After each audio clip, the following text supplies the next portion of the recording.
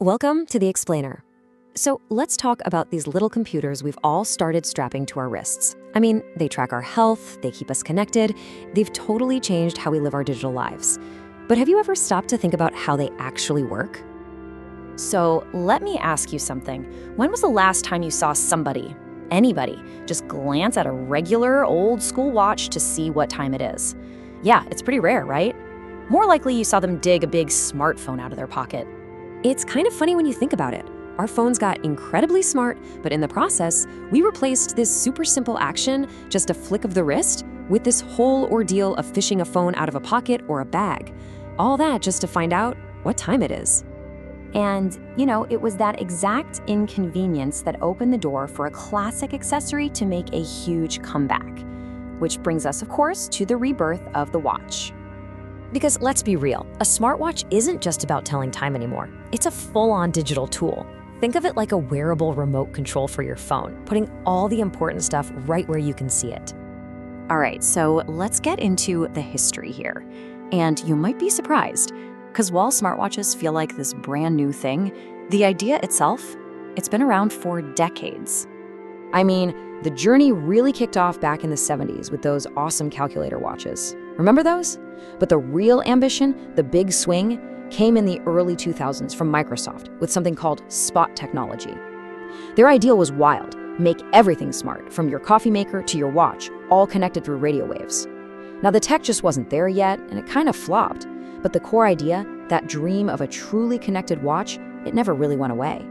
So what was the magic ingredient? How did we finally get from that clunky, niche idea to this mainstream gadget that you see on millions of wrists every single day? Okay, so here's the big secret, the key idea that made it all work. Most smartwatches, well, they aren't standalone computers. Not really.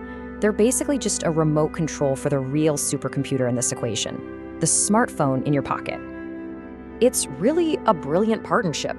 The watch is out there on the front lines, right? It's got all these sensors collecting data, your heart rate, your steps, all that good stuff.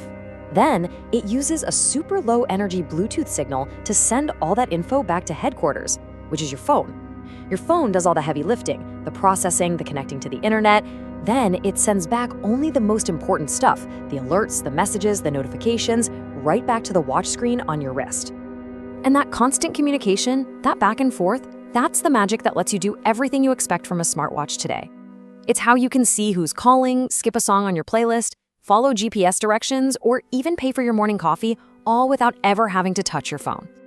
But look, getting here wasn't a walk in the park. Squeezing a powerful computer onto something as small as a watch created some massive headaches for engineers. And honestly, they're still wrestling with 3 major challenges. Challenge number 1, and it's the big one, battery life. I mean, think about it. You've got this bright, colorful screen, a processor, all these sensors running constantly. It just eats up power. So many of the early watches, and even some today, just couldn't make it through a full day without needing a charge. Next up, the screen. How in the world do you take a software interface that was designed for a big phone screen and shrink it down to the size of a postage stamp and still make it usable? It's a huge, huge challenge for developers. And last but not least, there's the cool factor, or the lack of it. A watch isn't just a gadget, it's a fashion statement. And let's be honest, as this quote says, a lot of the early designs were, well, they were clunky, they were huge, and they basically screamed geek. That made it a really tough sell for a lot of people. So you've got all these hurdles to overcome. But what does the future look like? Well, despite those challenges, it is looking incredibly bright. And yeah, incredibly profitable.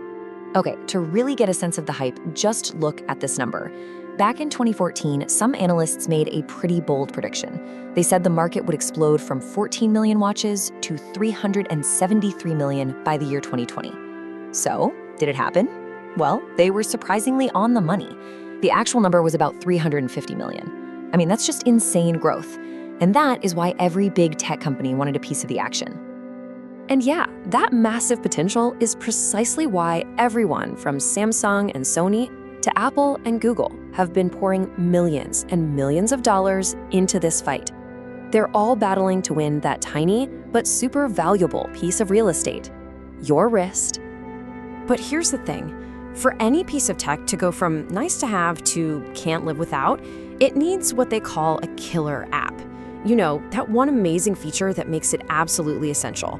And honestly, the smartwatch world is still kind of searching for what that is. Which really brings us to the biggest question for the future of the smartwatch.